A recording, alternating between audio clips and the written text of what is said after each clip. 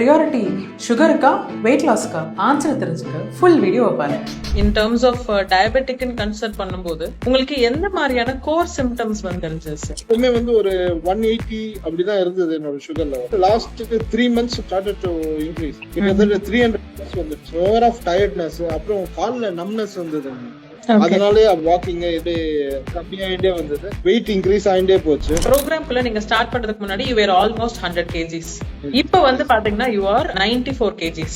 உங்க ரொட்டீனை மேஜரா சேஞ்சஸ்ன்னு சொல்லி எதுவும் கொண்டு வராம just by following the instructions and the guidance that we have given you. So இதுலயே பாத்தீங்கன்னா you were able to bring down your weight by 6 kgs. And second thing, நீங்க ஆரம்பிக்கும் போது உங்களோட ஃபாஸ்டிங் பிளட் சுகரோட கவுண்ட் வந்து பாத்தீங்கன்னா 230 240 ரேஞ்ச்ல இருந்துச்சு. உங்களோட போஸ்ட் பிராண்டியல் சுகர் வந்து பாத்தீங்க அப்படின்னா 330 350 360 வரைக்கும் இருந்திருக்கு. சோ எக்ஸாக்ட்லி ஆஃப்டர் 35-38 டேஸ் பாத்தீங்கன்னா your fasting blood sugar right now is 96 and the postprandial is 140. Brought me back to my self confidence. Now it has completely changed my mindset. Or I can be better அப்படின்ற ஒரு position வந்துட்டேன். only thing ரெப்கோல இருக்க ஆளுங்க எனக்கு support பண்றதுனால மட்டும்தான் இவ்வளவு ஒரு சேஞ்ச். இந்த மாதிரி நீங்களும் உங்களோட சுகர் கண்டிஷனை கண்ட்ரோல்ல கொண்டு வந்து வெயிட் லாஸை ஹெல்தியா பண்ணணும்னு நினைச்சீங்கன்னா இனிமே வெயிட் பண்ணாம உடனே என்கொயரி பண்ணுங்க.